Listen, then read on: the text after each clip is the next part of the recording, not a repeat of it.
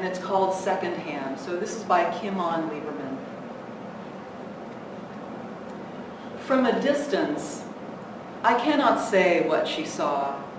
Crimson splashed on a yellow mound of starfruit, or stain sliding liquid down a long silk sleeve. Backburst of flames like a shock of sunlight, or sheets of smoke mantling the market square. I know only that she turned away, mechanical, and started briskly homeward. Not callous, not cruel. She had small children to feed. And the fallen bodies were strangers in death, another numbered page for someone else's war. So my grandmother's fate calls her away from the brash spotlight of the next grenade, and she turned and traced the black streets back to her doorstep, up the narrow staircase, the plain walk of that day and every day since. In the aftermath, we can choose new sides, recalculate angles, sketch maps and diagrams, analyze where and why and what not to repeat. But never my grandmother, trailing survival, never the bodies in the blood-bright flame. I tell this story because it is mine, secondhand, and because one more step means I never was. Maybe it is also yours. A cousin, a great uncle, your own clouded memory, your own near miss, or you were the target, or you pulled the pin. Maybe each remembering hones a darker fiction. Maybe each fiction hides another borrowed life. Maybe this story is all that holds us here. I tell it still to reach at what I cannot know, a shard of truth that spins beyond my grasp. Kimon Lieberman.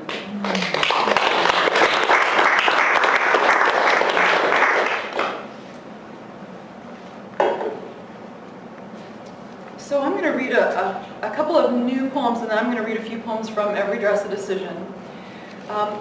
But I want to, the new poem I want to start with is one that I've come to associate, and this might seem strange, I've come to associate it with the landslide in Oso, because when Humanities Washington put out a call for poems of solace, poems in response to the landslide, and they wanted me to send them something right away, and it basically had just happened, and something was just not going to roll off my pen about something that enormous. So I looked through my work, and I found this poem that I had written last year that's really trying to grapple with the strange state that is grief. And it borrows heavily from a Margaret Atwood poem called You Begin. And you might know Margaret Atwood as a novelist, but she's a fabulous poet. And her poem, You Begin, starts with beginning with your own hand. And I borrowed that gesture in a couple of different ways for this poem. And then, of course, there's Emily Dickinson's poem that begins, after great pain, a formal feeling comes. And so my poem is called A Formal Feeling Comes, after Dickinson and Atwood. Start with what is near, your own hand, knotted pine, graying picnic table. See before you speak. Knotted hand, graying pine, empty table. When you cannot welcome what is difficult to say, repeat a gesture. Open your hand. Set the table with familiar linen until it is ritual, until it calms your need. Find your allies in the speechless beauties. Pine, yes, and maple, hemlock, fir. Form lends freedom, if not ease. Take whatever hand is offered. Sit at the table spread before you. Let quiet include birdsong.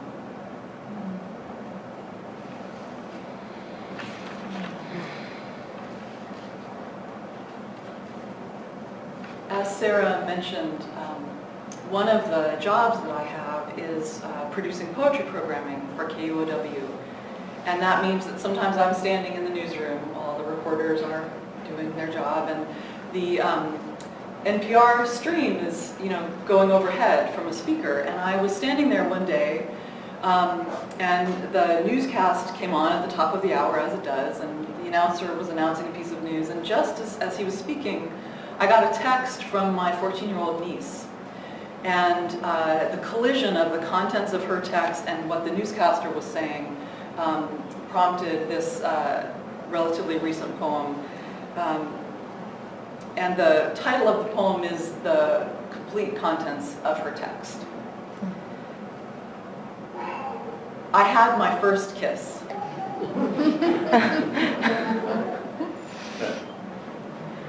My niece's text arrives as the newscaster announces a bomb landing just outside Jerusalem. Was it what you hoped for? I text back. Delight battling instant anxiety. Don't get pregnant. The voice on the radio intones a preliminary body count. She's eaten from the tree of knowledge, and all I see is the garden gate closing behind her. Her holy city bombed, the harvest burnt, every olive tree uprooted. Write down what happened and how you feel, I text to a 14-year-old who reads little more than status updates. What am I thinking? Celebration in the refugee camps, the voice reports, but already jets overhead. Childhood scrambled by a mother bent on drinking away her own damaged youth. Maybe my niece's childhood's been over for a long time.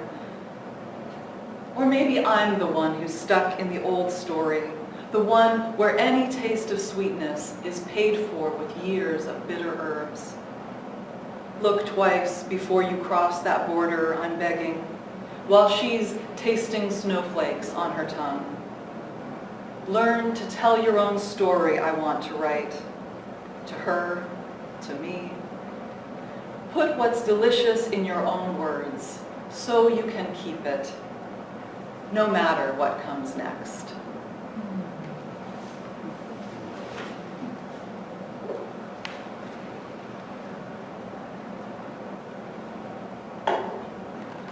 So I'm going to stay for a minute with that theme of other people's children. I'm a professional auntie. I discovered that my friends and family could have the children and I could just borrow them. And that works out really well for everybody. They're so happy to lend them.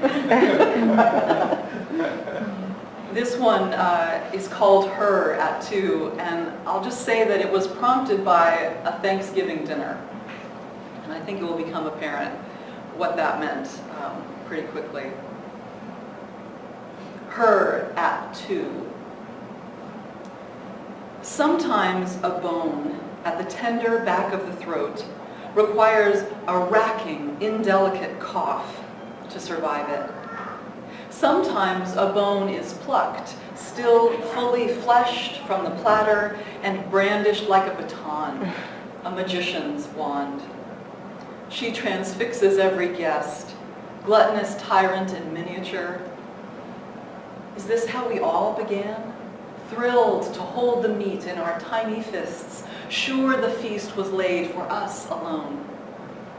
Soon she will want what she cannot reach, will be told, it's not for her, that's not ladylike. Wipe your fingers, put down the bone. Oh, let her be lucky and rare. Let it be years before her sex is learned as limitation, offense to circumscribe her life. Before that verdict is delivered, let her travel so far into her own skin, she'll shrug off that suit of expectations, clothe her mind according to her own desires, bite the flesh from the bone. I want to be her, and I want to have birthed her, and I want her to survive. That girl who reaches and erupts in glee as she shakes her fistful of bone and meat.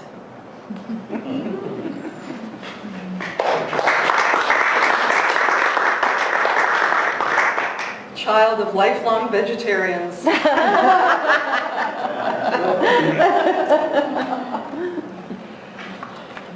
This poem is called Humans, and it opens with an epigraph from the poet W.S. Merwin. Humans, a brief and strange species. The day begins in disarray. You ought, you should, you must, you must, you must. The bees will not be stilled. What stitches mind to body? Who cues the unraveling? If it's true, we're infused with something not found in doorknob, bird, or bee. Why am I confused about all the important things? Crows trampoline the power lines from house to house. They don't care who runs the world. I gape at the sky, color of sunflower, color of blood. The world is not as I have believed it to be. I find no vantage, no long view across even the surface. Peristalsis propels the worm into darkness. Electricity animates the lamp. The leaf drinks at the top of the tree. I understand none of the beautiful things. The sparrow bathes in dirt. I don't know why. The birds do not ask themselves or each other, how are we to live? They do not ask us to love them.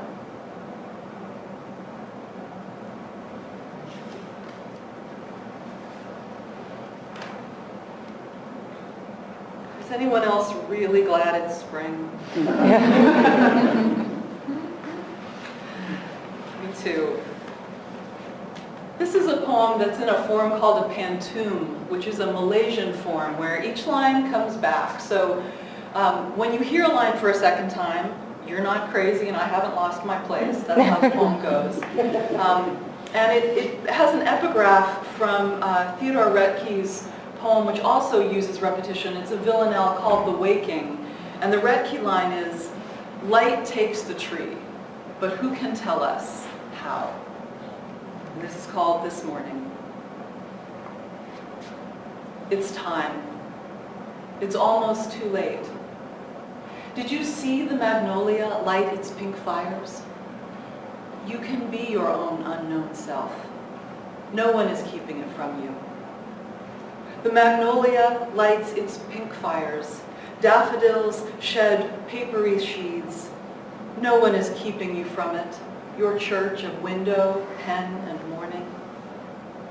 Daffodils undress, shed papery sheaths, gestures invisible to the eye. In the church of window, pen, and morning, what unfolds at frequencies we can't see? Gestures invisible to naked eye, the garden opens, an untranslatable book written at a frequency we can't see. Not a song exactly, but a segue. The garden opens, an untranslatable book. You can be your own unknown self. Not a song, but a segue. It's time.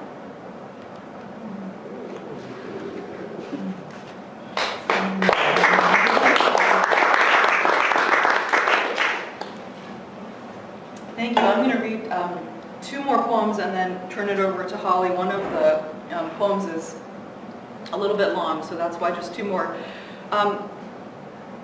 We are in one of my favorite kinds of places in the world, which is a library. And I just want to give a shout out to libraries, librarians, and everybody, the friends of the library, the folks who make sure that the libraries have the resources they need. I don't know about you, but I don't know what I would do without libraries. And every time I see a kid troop into a library, I think, yes, another reader being made. And it's partly that I'm a word geek, and I like to know that there are other word geeks in the making. So this is a poem for not just word geeks, but punctuation geeks, and I bet there are. I'm just going to guess. This one is called On Punctuation. Not for me the dogma of the period, preaching order and a sure conclusion. And no, not for me the prissy formality or tight-lipped fence of the colon. And as for the semicolon, call it what it is. A period slumming with the commas. A poser at the bar. Feigning liberation with one hand, tightening the leash with the other. Oh, give me the headlong run-on fragment, dangling its feet over the edge. Give me the sly comma with its come-hither wave, teasing all the characters on either side. Give me ellipsis. Not just a gang of periods, a trail of possibilities. Or give me the sweet interrupting dash, the running, leaping, joining dash, all the voices gleeing out over one another. Oh, if I must punctuate, give me the yippee of the exclamation point. Give me the curling, cupping curve, mounting the period with voluptuous uncertainty.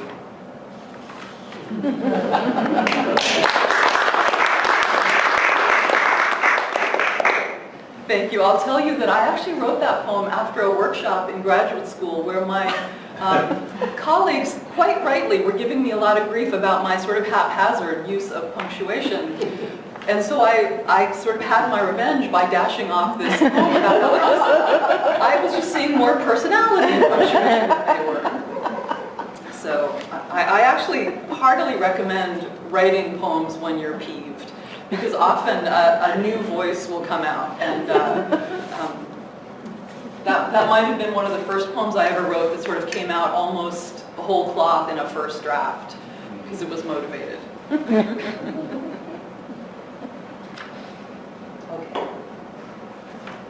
Any hikers in the audience? This is called The Girl Who Goes Alone. Here's the thing about being a girl and wanting to play outside. All the grown-ups grind it into you from the get-go. Girls outside aren't safe. The guy in the car, if he rolls down the window and leans his head out, run. Because the best you can hope for is a catcall. And at worst, you'll wind up with your face on the side of a milk carton. Even when you're a grown-up girl, your father, because he loves you, will send you a 4-page article about how to protect yourself while standing at the ATM, while jogging solo. An article informing you how to distinguish phony police and avoid purse snatchers, pickpockets, rapists, and thugs. Tell someone you're going into the woods alone, and they'll story your head with trailside cougar attacks, cave-dwelling misogynists, lightning strikes, forest fires, flash floods, and psychopaths with a sixth sense for a woman alone in a tent. To be a girl alone in the wilderness is to know that if something goes wrong, you picked the trailhead where the axe murderer lurks, or the valley of girl-eating gophers. If you don't come home intact, the morning will be mixed with "I told you so's" from everyone whose idea of camping involves an RV or a Motel 6. The message is clear. Girls must be chaperoned. So when, at the end of the day, you zip up the tent and lie back in your sleeping bag, the second you close your eyes, every least night noise is instantly magnified. You lie there and consider the pungent heft of menstrual blood, how even your sweat is muskier, louder when you're bleeding. Not hard to imagine its animal allure, every bear for miles around sniffing you on the night wind. You lie there, listening, running a mental inventory of any potentially scented item. Did everyone make it into the food bag hung from a tree?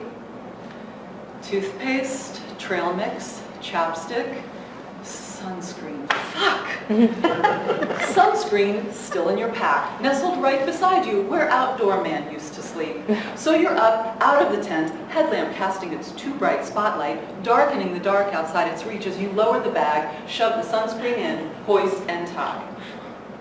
Far enough from the ground to elude the bears, far enough along the branch to thwart raccoons, tree far enough from the tent to keep from signaling the proximity of ground level, girl-shaped snacks. You go alone, in part, to prove that though Outdoor Man has left you, his body is the only geography he can deprive you of. He can give his muscled calves and thighs, his shoulders, chest, and hands to another woman, but not the Sauk River old growth, snowfields of Rainier, sea stacks of Shai. He can keep you from the sweet, blood-thrilling hum of his body, but not the sweaty, blood-thumping pleasure of a hard-earned panoramic view or high-altitude starlight. The thing about being a girl who goes alone, who goes again and again, is that it freaks the potential next boyfriend. He doesn't want to be out machoed and he hopes you can't tell. He doesn't want to be out machoed and he doesn't want to admit it and he hopes you can't tell. The thing about being the girl who still goes alone is that it proves you don't need him. And no matter how you show him you want him, it's not the same. And you both know it. Zipped back into the tent, you remind yourself you've never really been in danger. When have you ever been in danger? Well, there was that boy, but years ago, a teenager like you driving around bored and pissed at the world, his BB gun and his father's 2 rifles on the seat beside him. Lucky you. The gun he leveled on the window ledge lodged nothing more than a BB in your thigh. The thing about being a girl alone in the woods is you know too much about the grain of truth in the warnings. Even if you seem impervious, weird good luck leaving you so far unscathed, you know the other girls' stories. Your sister date raped after a party in college, a friend raped by a stranger at knife point, the 2 women shot on the Pinnacle Lake Trail, the singer killed by coyotes in Nova Scotia. The thing about being a girl who goes alone is that you feel like you shouldn't go if you're afraid. If you go, it should mean that you're not afraid, that you're never afraid. Your friends will think that you go unafraid. This girl who goes alone is always afraid, always negotiating to keep the voices in her head at a manageable pitch of hysteria. I go knowing that there will be a moment, maybe long moments, maybe hours of them, maybe the whole trip, when I curse myself for going alone, when I lie in the tent and all I am is fear. But I walk into the wilderness alone because the animal in me needs to fill her nose with the scent of stone and lichen, ocean salt and pine forest warming in early sun. I walk into the wilderness alone so I can hear myself, so I can feel real to myself. The girl who goes alone claims for herself the madrona, juniper, daybreak. She claims hemlock, prairie falcon, nightfall. She claims nurse log, sea star, glacial moraine, huckleberry, trillium, salal, snowmelt, avalanche lily, waterfall, birdsong, granite, moonlight, schist, cirque, saddle, summit, ocean. She claims the curve of the earth. The girl who goes alone says with her body, the world is worth the risk.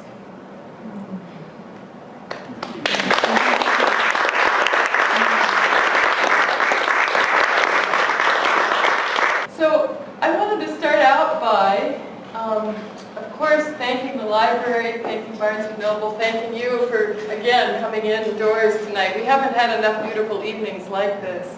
They're precious. I also am really pleased to be reading here in Bremerton because I was lucky enough to have some poems selected for the Ars Poetica exhibit that was up at Collective Visions. Did some of you see that? So it was a wonderful exhibit, and I'm going to be reading a couple poems that are actually illustrated by one of the people in this room, and so I'll get to that towards the end. Just a little bit of background. I fished in Alaska for 4 years, and then with my former husband, and then ran tenders for 4 years. And the poems in Sailing by Ravens come out of that time in my life. A little bit about fishing. I gill netted for salmon, and I used to, if the fish were really moving, lively, still alive in the net when they came in, when my husband wasn't looking, I'd slip them back in the water. So it wasn't really a good career choice, and it was a good thing that 4 years went by and we decided what we really wanted to do was to run tenders, and the tenders are the boats that pick up the fish from the fishermen and take them to the cannery or the processing ship. And which meant that we got to see a lot of beautiful Alaskan country, which is what we wanted. We were in our 20s, we were up for adventure, and we found it.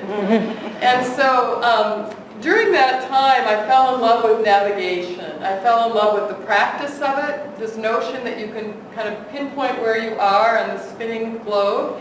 With the tools, very cool tools. I'm going to be using, these are dividers. I'm going to be using them as a visual aid with one of the poems. And with the language, the beautiful metaphorical language. So in a way, I think you could say I've been working on this collection for many decades. And it finally came together when I was an MFA student at the Rainier Writing Workshop. It was first published by, I want to do a quick shout out to Floating Bridge Press, who published Boxing the Compass. And then I added doubled the number of poems in it, and it came out from University of Alaska Press as Sailing by Ravens. So I'll jump in. It's divided into sections, and based upon the points of the compass. So I'll start with north. Individually, we are obligated to make a map of our own homeland, our own field or meadow. We carry engraved in our hearts the map of the world as we know it. That's the epigraph. It was really fun to find the epigraphs. And so this is from James Cohen, A Mapmaker's Dream. So the first poem is The Navigational Fix. For a good fix, we need 2 lines, 45 degrees apart to meet. One leg of the dividers anchored, the other swinging on its arc until the lines intersect, X saying here. This moment wrenched from time, plumbed in place. I spread the divider's metal legs, measured degrees in seconds, minutes, hours. Gauge speed made good, prick one small foot, drag its lead twin in an arc and easy pivot. Then the next, take a bearing off the lighthouse, another arc, and where the 2 overlap, a sprawling X. But already we've moved on. So how many of you in the room are sailors? Any sailors in this room? Good, okay, so you probably get that. And I wanted to say too that I'm glad to have learned to navigate during the time when we used traditional tools. We used real paper charts that you could smell as you unrolled them. Now it's pretty easy, you just turn on the GPS. But I'm glad I learned the traditional ways. Let's switch to my notes here. The other thing that all that time at sea, well, first of all, I guess to go back to my early childhood, I grew up in Minnesota, and the ocean was a long way in either direction. And I used to climb the white pine behind the house and look to the ocean. And that's described a little bit in this poem. It's called Horizon. And the epigraph is from Brenda Hillman. A daughter grows a horizon, somehow a line by which a life could be pursued. She's not in the black and white Polaroid with its deckled edge. She's the one you can't see because she's climbed out the frame. She's made her escape out the bedroom window with its pink ruffle to the steady white pine with sap she won't wash off. Right now she hangs on with one hand. Her other hand shields her eyes from the sun. She saw this in Treasure Island.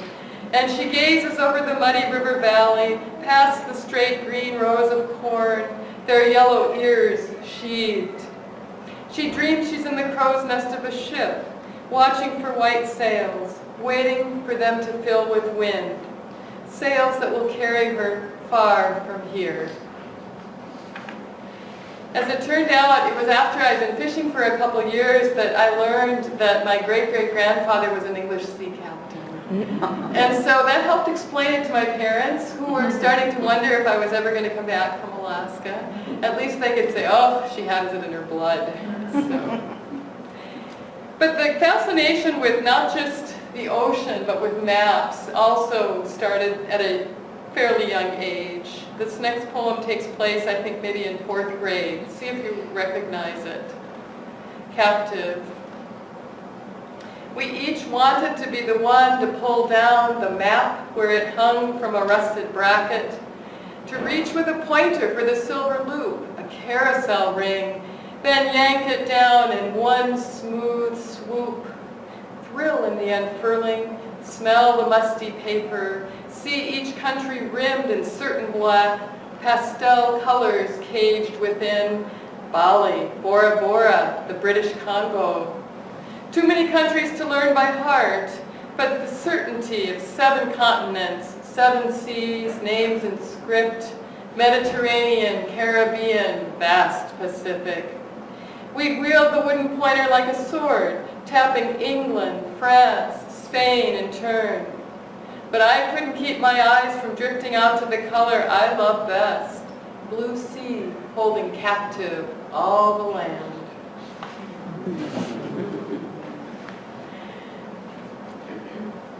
All that time on the water gave me a great respect for the weather. And when you're fishing, when you're making your living out on the water, weather isn't just the topic of conversation, of small talk. It matters. You always check the weather before you head out. And I still have to confess to listening to weather radio every once in a while. I bet there's others in this room who do that. So this is called barometer. Storms coming, my grandmother said, days before clouds billowed above dry Dakota plains. Even then, I wondered how she knew, what prescient needle quivered within. The barometer, a gift for newlyweds bound for Alaska to fish salmon. I learned to read it every morning, tap the clear glass twice to release its thin needle, record in the log, arrows pointing up or down. 29.9 falling means storms ahead. Years later, would come to know how it all turns on a molecule.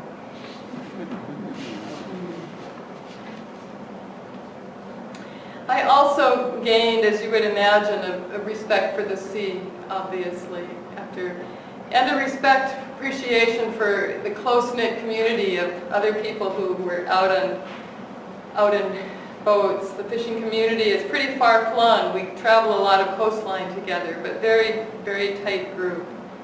This is called What the Sea Takes. And in it I mentioned the different species of salmon. One of the things I would do when we were fishing is I would keep a record of everything that came up in the net, with the hope that if we could determine a pattern that we could catch fish again. It never worked. It was a good theory. So this one, you'll hear some of what came up in the net. What the sea takes. One day's catch recorded in the log. 40 sockeye, 15 chums, 7 cohos, a white king. A receipt book, yellow pages thick as an accordion. Plastic Joy soap bottle. 1 tennis shoe left, its tongue swollen. What we keep, what we toss. The day I dropped the fish pick overboard, watched it sink out of sight. Next set, fetched up by the net. The night the storm petrel skittered down on deck, rode with us across the gulf, then flew. What the sea takes, gives back. The fisherman, gone overboard, found the next morning, boat adrift, tangled in his net.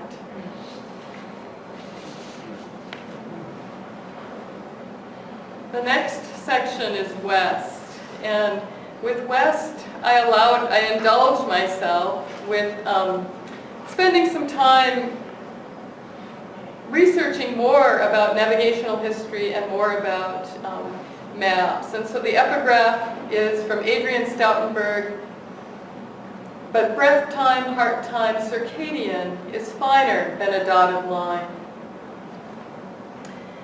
This poem is about, speaking of map history, Mercator. Does everybody remember Mercator? Yeah, the orange field world. I became fascinated with Mercator, and so this is called Mercator Writes His Epitaph. The epigraph of the poem is Mercator's epitaph. I think I just like to say those two words. So here's the epigraph. You ask who I was. With heaven as auspice, I espied the earth, reconciling things below with those above. That was Mercator in 1593. Cobbler's son from the lowlands, mathematician by training, cartographer by calling, he never went to sea. 20 years he dreamed how sailors and cartographers might chart the same flat world. The vexing problem this: sailors sail a globe, but charts sketched flat. How a ship's bearing might be tracked when meridians run parallel, but converge at the poles. From magnetic north, ship's compass seeks a steady angle, so a constant bearing scribes a gentle curve. His desire to spread flat the surface of the sphere, his gift, a mathematical fix. 3 dimensions flattened to 2, parallels, meridians, rhums, straightened into rectilinear trinity. Not just through the eye of God he'd so long sought, but in reconciling the heavens above with earth below, all of us at last could see the round world whole. So, thank you. That was a fun one to write. The next one I include partly because I think it's a good reminder to all of us that poems are everywhere. And I always tell that to my students and they don't believe me, but I make them find found poems and then they start to believe me. I often find poems on NPR, reading the newspaper, and then I'll stick them in a file folder to come back to when I have more time. Does that happen? Not often enough. And so sometimes those clippings will languish, and that's what happened with this clipping. I clipped out this story and went, oh my God, I've got to write a poem about that. And then I forgot about it, and several years later, I was reading a friend's... The library will be closing in 15 minutes.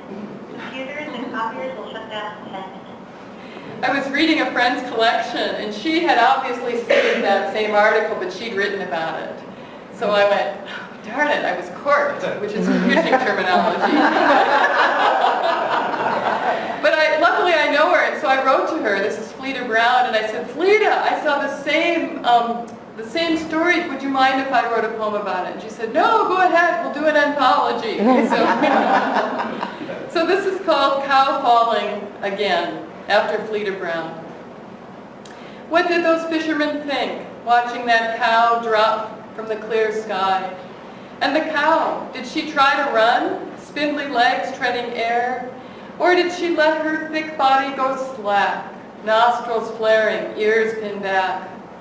Who was more surprised, the cow by this plummet into a vast blue pasture, or the fisherman by a cow falling from the sky? Of course, the nursery rhyme comes to mind.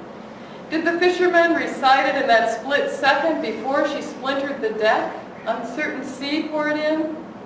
Or did they just do what any of us might do?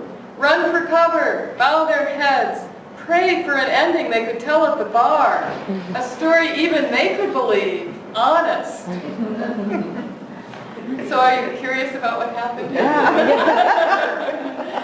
Yeah, so the clipping said that the crew of a Japanese fishing trawler was picked up at sea who claimed that their boat had been sunk by a cow falling out of the sky. And it turns out they weren't drunk, that what had happened was that apparently some Russian soldiers had stolen a cow out of a field and for a prank had loaded it onto the airplane and had taken off across the Pacific but hadn't tied the cow down. And so halfway across, they realized for their own safety they had to push the cow out. What are the odds of it falling on this one ship? But that's what it did. So I wish I could say no cow was harmed in the writing of this poem, but I'm afraid that cow probably didn't make it. So I'm going to jump to the last section, I think, so I want to be sure to include the poems that are included in this beautiful book, and I also want to share with you too many things here.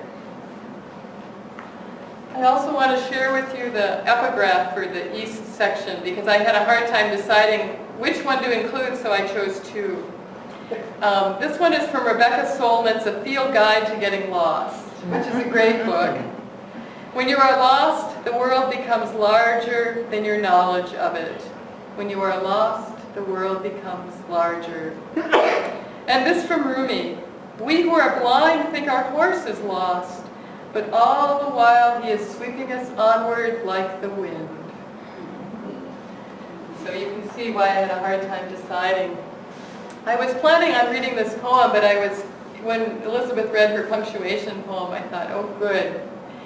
I slipped in some punctuation into this poem, so you can listen for it as I read. This poem was generated by a chance meeting with a friend for lunch who loaned me a book called West Viking, the Ancient Norse in Greenland and North America. And in it, I found this story about a sailor by the name of Raven Flocky. And he was given the nickname Raven Flocky because he always sailed with a cage of 3 ravens. So you'll hear what the ravens do in the poem. The epigraph, they have no chart, no sailing directions. Instead, 3 ravens to find Iceland. Planks creak, sails shudder in unseen wind. At the tiller, Flocky faces astern, watches the Faroes diminish to flat line of horizon. They ride a barrel stave of latitude, sight each night with the Husanatra, the guiding star. On the first day out of sight of the Faroes, Flocky released a raven, lifts dark wings into an empty sky, an exclamation point. Wings off, shadows another ship's way home. On the second day, another raven is released, circles, a question, lights upon the ship's mast, an answer. On the third day, another raven climbed to a great height, flew off purposefully to the west. A raven can see land 90 miles away. Flocky could see the raven to a height of 5,000 feet. What next? Black V of wings diminishing to a period, winging towards certainty in bone and feather. Flocky leans against the tiller, traces faint calligraphy across the blank slate of sky. And so Iceland was discovered by a raven, by 3 ravens actually, working together. And I just want to show you one of the images in Ars Poetica is this lovely image. It's called Towards Certainty. So that was the illustration for that. It's a lovely image. Yeah. And just a couple more poems. These are short. The next one is called Steering by Monarchs. And Michelle did such a beautiful illustration of it, which I'll share with you at the end. The epigraph is from a wonderful poet by the name of Alison Hawthorne Deming from her collection, The Monarchs. And this is apparently based upon a true story, and that I took the poetic license to try to imagine it. Fog thick enough to lick, horizon a blanket, pearl gleam of sun. Sure, the sea trips the mind, conjures creatures, but what's this dusty heartbeat of wing? First one, then another, and another. How to account for this river of wings flowing south through generations? She watches the monarchs drift, cloud of orange and black. Western mind says discount, but knows better than to dismiss. She abandons the instruments, tracks by dusty heartbeat, joins the wavering, certain path. And I'll show you the beautiful illustration that Michelle did. There, on the left side. Isn't that lovely? Yeah, thank you. And just a couple more, and we'll open it up to questions. Actually, I want to just end this collection and then just share with some other news with you. In this poem, I refer to the Arctic tern. I don't know if any of you are birders, but the Arctic tern is a tiny, tiny seabird that has the most amazing migration. It literally migrates from pole to pole. So that's mentioned in here. All the unseen forces. An early memory, spinning bicycle wheel, spokes flick, flick, flicking in the sun. Light on liquid moving. Is it water? What beauty would become? A striped hula hoop, wild halo of sunflower petals, steep drop of stone. When would she see it was all spinning? Spinning compass, spinning globe. All the unseen forces, turns flying pole to pole, monarchs drifting down the continent, horizon folded under every wave. Lines tied and untied, knots that won't hold. A magnetic pole that shifts, true north, not true at all. Only these lines to catch the world.